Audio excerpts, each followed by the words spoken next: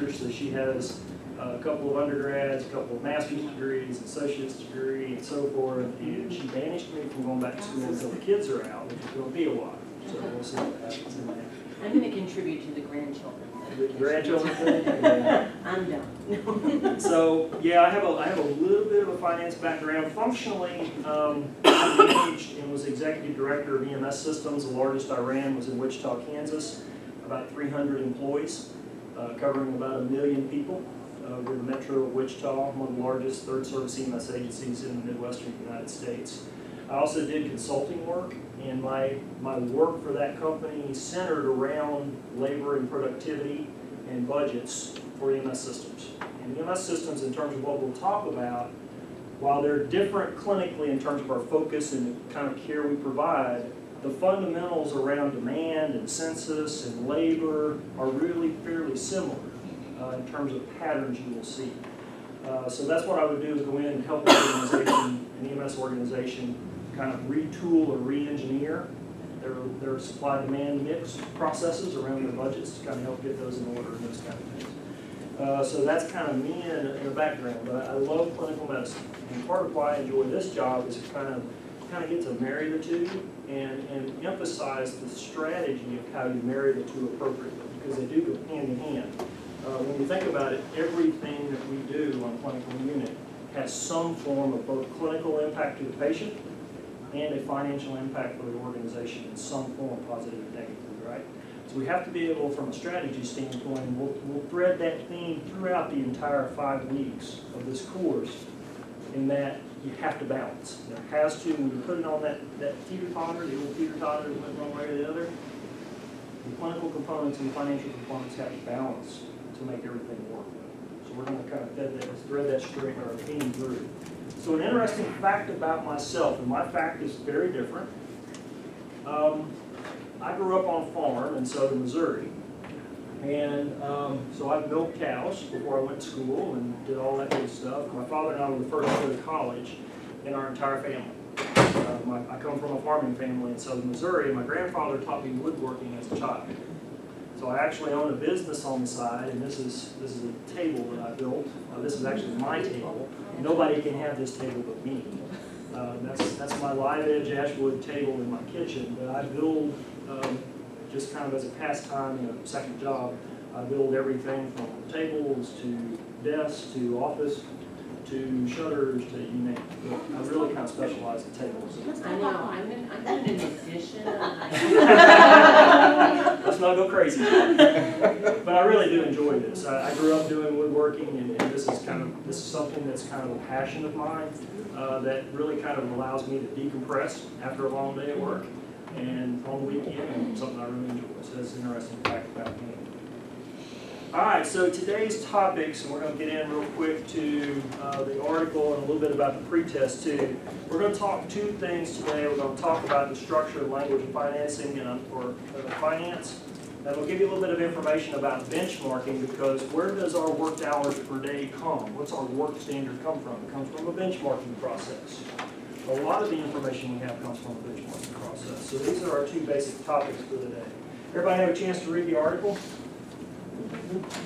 Now, why did I give you this article that has nothing to do about finance at the head of a finance course? What do you think? There's some themes in here I want to talk about. From a global strategy standpoint for healthcare, Mr. Beeman and Mr. Singerling and Mr. Delane alluded to them in our LI the other day. And it's kind of the central theme of why we're doing this course and kind of where we're going. What's happening to Palmetto Health right now? And what's happening to all healthcare organizations right now? Change. Rapid, accelerating change. Both due to internal factors and in large part due to external factors, the environment in which we operate, right? So you've heard about value-based purchasing, you've heard about bundled payment models, you've heard about emphasis on quality versus quantity, you've heard about the overall sheer cost to the federal government for healthcare in the United States. So that's kind of the central theme of it. And you as managers, me as a manager, you as a manager, we collectively as a group of managers, we hold the keys to the kingdom. You may think that the executives hold the keys to the kingdom, but we do why the central theme of this article in the context of what we're talking about, of course. Why do you think that's the case? That's that interactive part. Ask a lot of questions. We drive the change. We really do drive the change. We have our fingers on the pulse, so to speak. We know when things are fluctuating. We know what's happening before it gets that far up. So a lot of times we can make changes or. Where do strategy changes fall down in? So they sit in the boardroom up on the 9th floor and they come up with a 5-year strategic plan. The board adopts it. We start to enact it. Where does it typically fall down? Where does an initiative fall down at? Manager level. Manager level. It's not If clearly we- explained. Yeah, if we can't execute it, if we don't understand it, if it's not explained clearly, or if we can't execute it and drive that change and cement and concrete that change in the people that we're charged with leading, it will never succeed, right? And that train is on the tracks for healthcare in general. Now, and I alluded to the federal government, how much of the federal budget is wrapped up in healthcare dollars this day and age now? It's over 50% of the federal budget. Actually, there are emerging articles now that say that if we continue on the same course and path we are with Medicare, Medicaid services and the other federally funded services, we'll bankrupt the federal government in the next decade. So they have a real emphasis on trying to not derail the train, but put the train on a different track that may be more successful than the current course that we're on. And that really centers around the things we talk about in value-based reimbursement with regard to experience, quality, and cost containment within that process. And again, that strategy of balance. So that's really kind of the theme of the article that I want you guys to start with in thinking about the things we're going to talk about over the next 5 weeks, is that this is our opportunity to better understand that financial component of the balance equation and how we can marry it and continue to marry it effectively and support with what our core mission is, and that's patient care. We always have our eyes focused first and foremost on patients and what they need and what our teammates and our team members need with regard to carrying out that mission. And without the financing and the sustainability of the organization to support that, that will all crumble and fall. That's the foundation. Okay? So that's kind of it. What y'all think about the pre-test? Who got it perfect? I just figured out I could come yesterday. I didn't do it. I got 100. Well, you're the one with the finance. I'll have to take it and I'll tell you what I got. I got 2 copies. I got a blank copy and my copy that I wrote all over. Let's see Let's see. how real it is. Who thinks they know the answer to number 1? It's Mace 2000. Yep, we're going to talk about that today. Today's May. What about number 2? Man, you guys are good. We're going to be out of here in like 20 minutes. All right, we're going to get a little harder. Number 3. C 28. Lee, man, you guys are good. That's because we do payroll. Well, we're going to talk about it because actually the real number you use is not 28. I like to trick you a little bit, but I'll show you why. What about 4? C. Yep. You guys are overhead. I just want you to know that. Your overhead fixed costs dragging the boat nozzle. Does that mean that if we are in charge on the floor, we don't count productivity?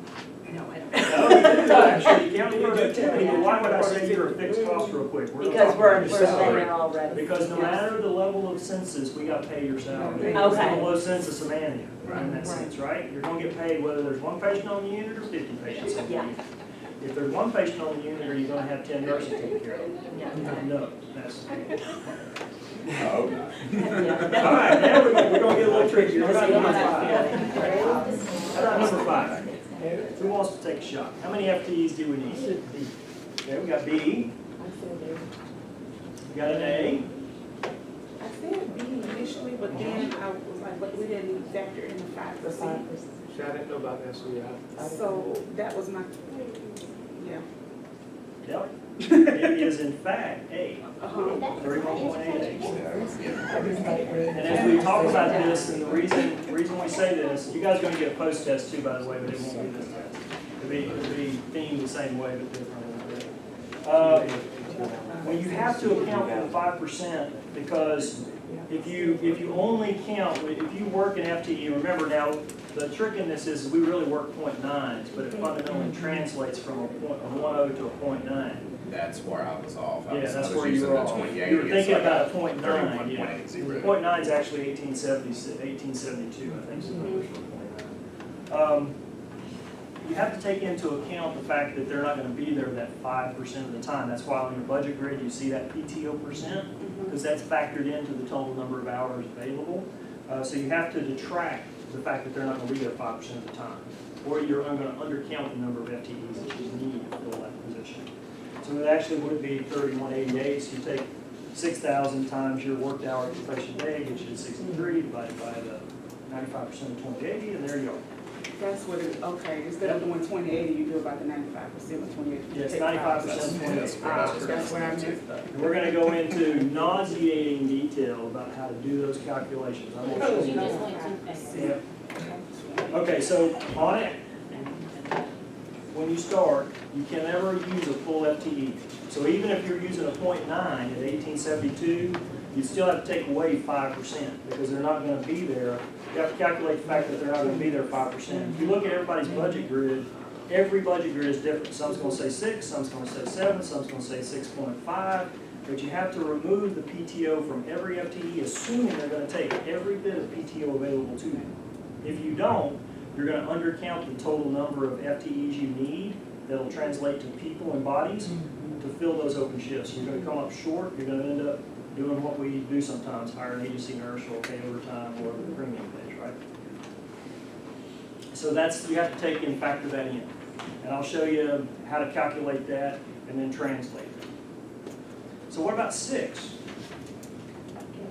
Something that's gonna be very important in our theme, and you have to understand these. Because you have to account for them, because the budget grids don't. I got trend. Who wants to guess a different one? See, I got cycle. That's what I said. I did horizontal, just. I didn't know, so I just guessed. It's actually E. Seasonal. It's seasonal. Hey, we always See, all of it's- The reason seasonal is the fact that there is only one cycle in that pattern. Think of the flu season, think of it in reverse, where we run along, we're doing pretty good, and then we spike up during flu season one time, and then we come back off. So that becomes very important in understanding, and the reason I put that in there is we're gonna talk in the next class about those patterns, recognizing those secular or seasonal patterns in your demand data. Because like I said, a budget grid, when you build a budget grid, it looks just like that all year long, right?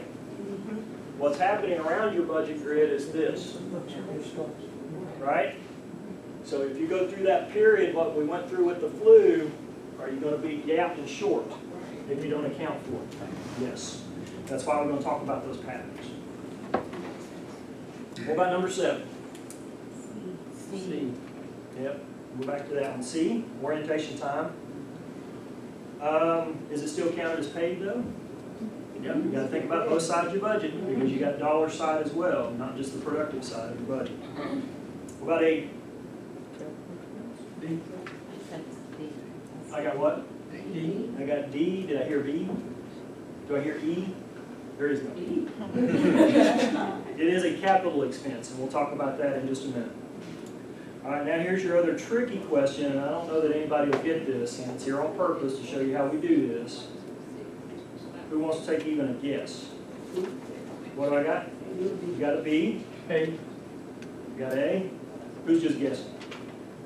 You're right, it's actually B. It's closest to B, but you would actually need to round up. It's 14.38. When you do a budget, as I'll show you, and this is actually day 3, when you do a budget, you're gonna know that you have a number of FTEs, right? You're gonna know that you've got a total number of patient days or number of hours needed, in this case 63,000 hours, based on your work standard and the census, right?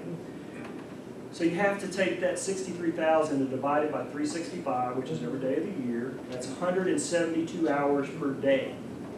So we work 12-hour shifts predominantly. So if you have a predominant 8-hour shift, or if you have a predominant 4-hour shift, or whatever it may be, we go on the basis of the standard 12-hour inpatient day for a nurse. You divide the 172 by 12, and you're going to come up with 14.38 person shifts, as we'll term it in budget vernacular, that you have to fill. Now that's nurses, techs, and every direct care provider you need. You then have to choose that mix based on expectations of clinical performance ratios and so forth. And your dollars budget, as we'll talk about, because you can be very productive and not be very productive from a dollar standpoint, because your mixes are off around your pay issues, right? Because if you go heavy on nurses and you were budgeted for less nurses overall instead of techs and vice versa, you can see where that would miss you. Flexible budget. True or false? I put false just because I don't think it has to be on a quarterly basis. But I mean, maybe I'm off base on It can be on any basis, but that is actually true. Okay. A flexible budget is an annualized operating budget. We write an annual budget, but as you know, we have switched to quarterly updates and adjustments. That's what I don't do. Right? So that brings in the flexible component of the budget that we have to anticipate every quarter. So it is actually a flexible budget. It can be done monthly if somebody wants to go through that exercise, but I wouldn't want to do that exercise every month because you're going to get into this time. All right. Questions on the pre-test? Not too bad.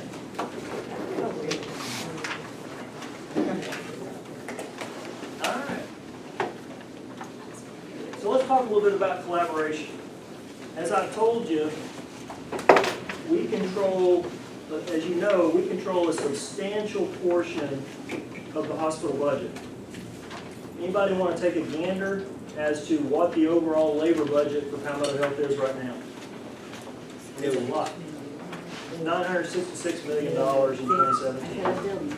How much of that $966 million is wrapped up in the division of nursing? It's over 50%. Yeah, we are out of the 13, almost 14,000 employees, we're running right around 6,500 total team members in the division of nursing overall. So we are over half of Palmetto Health's overall budget. So as we go in the division of nursing, the ship goes in that regard. And so it is critical, because we do control the majority of the resources and related costs in the system, that we marry up the cost management aspect of it under the value-based model. Let's talk really quickly about the value-based model so we can kind of refresh our memory. What is the proposition of truly the value-based reimbursement process? Fundamentally, what did Mr. Beeman allude to with regard to revenues and costs in LI the other day? Exponentially increasing costs, flat revenues, and/or declining. The value-based proposition is a cost containment proposition fundamentally on the part of the federal government. And you just need to be reality. You need to think reality in that regard. Now, are they doing that arbitrarily, or is there a lot of science and data behind that process? There is, because when you think about it, from a cost standpoint relative to quality, are we the most expensive healthcare system in the world? Or where do we rank in that regard? No, from a cost standpoint. Where do we rank in the world in terms of cost? Very Okay. high. We spend the most. Number one, not even a close second in the world. Where do we rank in terms of outcomes, actual patient outcomes in the world? Not even the top 20. Not even the top 20.